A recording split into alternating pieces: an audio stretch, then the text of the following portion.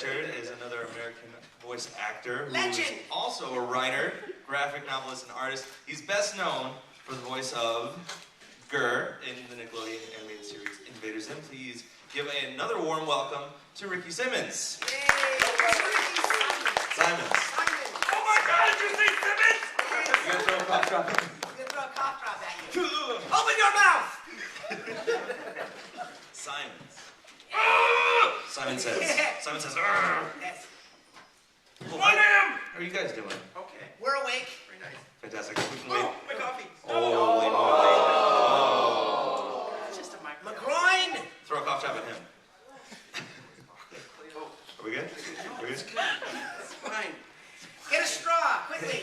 Rachel, you got napkins? Save Can your you get grenade. napkins? Thanks. He didn't get on the ukulele though. It only I does can't this. take him anywhere. No, literally, I can't. Fantastic. Who wants to start with the first question? Right there with your hand up.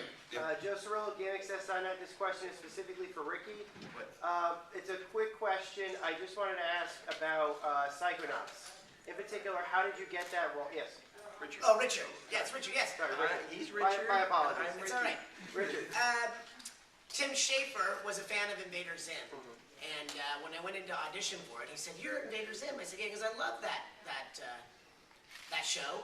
And we talked about the character, and it was, complete departure from Zim, which I'd been doing for the past, 2 years prior, from everything going, to, gee, suddenly I'm like, my name's Rasputin, but everyone calls me Raz. It was like really just calm, which I was really interested in doing.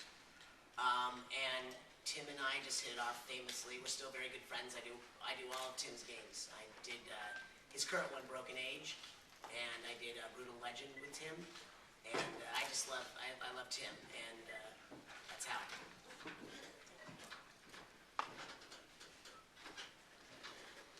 Yes. Joshua Alsmelly from WCCA TV. There was one episode that they were about to make before the Christmas episode in Invader Zim. Yeah. I remember that show. Yeah, did you guys actually record for that, or? We recorded 2 episodes that didn't get animatable.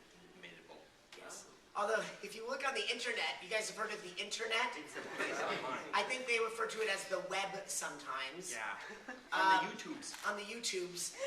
We have done script readings of the unanimated projects at InvaderCon. With our faces. With our faces with our faces making noise. Yeah. Yeah. So there's you 2 of them of episodes. Yes, that you can see Yeah. in a reading of all the cast members that we've done at InvaderCon. Yeah. We're going to do our 3rd and final InvaderCon in 2 weeks. Yeah. And then they kill us. And then they take us out to a field and shoot us. We've had our time. So we're kind of taking our time getting to the final. No, I'm ready. I'm ready It's for going it. to be in Austin, Texas. Tired and I'm Yes. In the front. How much energy did you have to have when you were recording sessions in Invader Zim? Like your characters. Oh, sorry, Gareth of GarethSmod.com. Yes. Hi, Garrett. It seemed like you had a lot of energy while speaking. Every time we get the script, it would be sent to us in advance, and I would open up and say page 1, lines 1 through 20, and it was all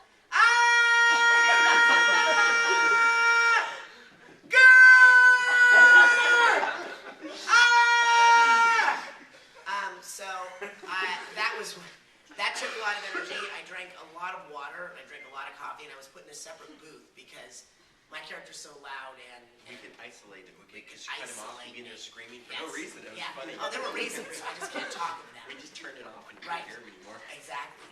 Because my lines would bleed over into their lines, so they just would isolate me. And so yes, it did take a lot of energy. Because at the same time I was doing that show, I was doing Grim Adventures of Billy and Mandy. So I would go in the morning to do Invader Zim at Nickelodeon. In the afternoon I'd be at Billy and Mandy doing Billy, and so I would go from to yee, and it just was like ripping my voice apart. So they eventually separated our sessions so that I was at Nickelodeon on Thursdays, right? Thursdays we did that. Sure. Sure. And Mondays at Cartoon Network. So to answer your question, yes, it took a lot of energy. Next one. Over there.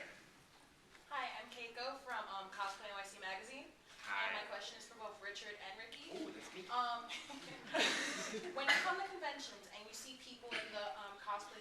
that you've done. How does it make you feel? I love it. I always take pictures of them. I feel pretty good. Someone came dressed as a Raz to a couple conventions, and I often photograph the good Razes and send them to Tim Schafer. My favorite that I ever saw, there was a girl that she was very svelte, and she had tiny little legs, and she made an accurately to-scale Gur costume in the dog suit. So she had these tiny little legs and this giant, massive head, and her mother and her sister had to help like maneuver her everywhere. She was tall. And the head was, I'm 6'3", and it was taller than me. It was amazing. I loved it. That is I like, just yeah. pushed her over. That is my favorite thing with cosplayers, when you see them at the beginning of the day and they're carrying these huge mallets. They're like this big. They're like, oh my god, I want to follow just to see how long do they go. God, I hate this thing! You carry it! Why did I build I don't want to carry it. I could barely fit it into our hatchback. Carry it! No! We got our pizza in there. Robert. Hey, Jeremy from Indianapolis.com. Any chance we'll be seeing Raz returning for another round? You know, we talk about it often. If we get the money, I'm sure there would, but that's always the issue. Is, you know, we had trouble finishing the first one. The second one, there was some interest for a while from if you followed the Twitters. The guy who invented Minecraft was interested until, you know, Tim said, well, this is how much it costs. Yeah, because, you know, Tim's artwork is amazing. That's what I love about his games. Like this Broken Age, the one you can download on Steam, it's just gorgeous. It's just gorgeous to look at. That's what I love about Tim's work. And the stories are amazing. Way in the back. Hi, John Reynolds from WSIN Radio and WCTV 14. Hi, WSISN Radio. Coming to you live from ConnectiCon 2014. Richard, which studio do you like working for more, Nickelodeon or Cartoon Network? This is one that's designed to end my career. You know, I love both of them. I think it's hard to choose them. They both have been very good to me over the years. I think I've done more characters for Nickelodeon, but that may not be true because I think I've done an equal amount for both of them. I love them very much, and whoever is running them now, I would love another show. Thank you. Over here. Rikki from Geeking Out. Your fans are very passionate, as I saw yesterday. Do you guys have any favorite fan interactions, good or bad? Yeah, I have a favorite one that didn't happen to me. It happened to Rikki. Oh, I got bitten on the arm at a convention in 2007. Signing an autograph for like 13. I think she's 13, 14. No, old enough to not bite anymore. I assume I don't have Old kids. enough to know better. I don't have kids. I was signing. She bit me on the wrist and then hung on. And I thought, well, that's strange. So I continued to sign because I figured she'd just fall off sooner or later. Like a leech or something. She didn't. I thought of like lighting it, She penetrated her way into his Or bloodstream. punch her like a shark? Yes. Yeah. Hit her nose. I finished signing and I said, that hurts. And she lets go and all this spit flies out. She's like, no! So that was He had to have Florida. rabies shots. That's Florida. So I Never know. Florida. This is the way they We have a lot of fans that often do full tattooed sleeves of our characters for Invader Zim, we see that a lot, which is neat. Very strange. Oh my gosh. Terrifying. This was terrifying. And at the last convention we were at, this guy comes up to us, has all the Zim tattoos, goes, oh, we have to see my best one. And he pulls his lip down. And inside, it said Zim. And he tattooed the inside of his mouth. And I took his lip and I put it back up.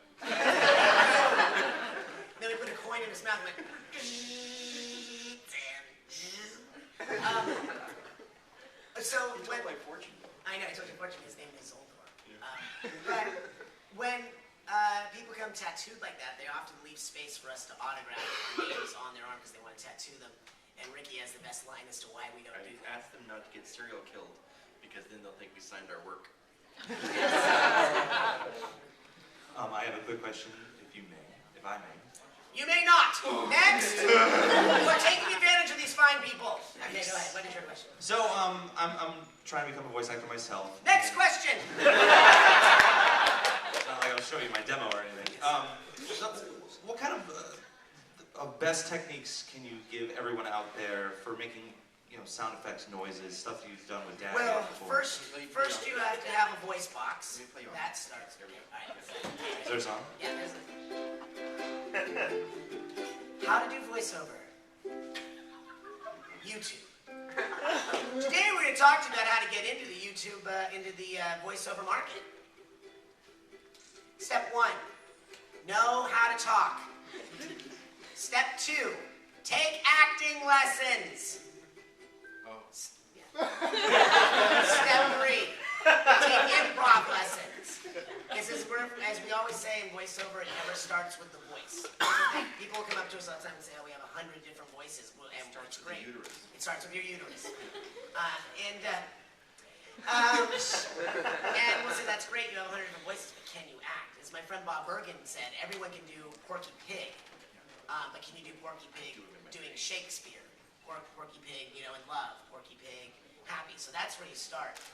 After that, if you're not in the LA market, then you want to look into like workshops that sometimes are done by Skype, or weekend workshops from people who are actually in the voiceover business that often take their workshops to your state, or they'll offer a Skype weekend or something to that effect. But the main thing is do not rush to demo. Everyone wants to just rush a demo, thinking, I have to have a demo, but they're not ready for a demo. Does that answer your question? Sort of. Okay, good. Next question. So, I was just wondering. Oh, I'm Cameron from Garrett's Mod. Hi, Cameron. I'm Richard. This is Rikki. And I was wondering, given From Earth. yes, from Earth. I was wondering, given the way your characters interacted with each other, and the fact that it was probably like a little different from like Billy, for example, where you have like a very serious character and a relatively mean character to be interacting with another crazy character. What was that like? Was that like weird to have characters interact like that? No, not at all. We had scripts. Yeah, we had scripts. It was a lot of fun. In every character that I do, they want something. So in every scene, in every situation, they want something. It's something specific that they say. So it's easy to keep track of what that person is about. The most that I did a lot of interacting on Billy with Billy and Billy's dad, like in the Mogar episode, was like one of my favorite ones. Because sometimes it's fun to step out of the character that you do week after week and get to be somebody else in the show. So it wasn't weird. It was fun. I like it. And I was fortunate to work with a lot of great creators like Maxwell Adams and Jonan Vasquez and Mitch Schauer that knew that I'm very improv based and very kind of manic in my personality, and so they allowed me to improvise a lot. So a lot of the craziness comes from my own instability. And craziness is good to wrap it up right now. So let's give these guys a round of applause. Desiree song. I think we did this. This was a fan came to our table and wanted a song for her. Her name was Desiree. So it goes like this. Desiree is Deserific, resolutely desired. Born in dirty diarrhea, in a cesspool of hate. Delectably delicious, devilishly demure. Desiree is definitely a pungent little whore.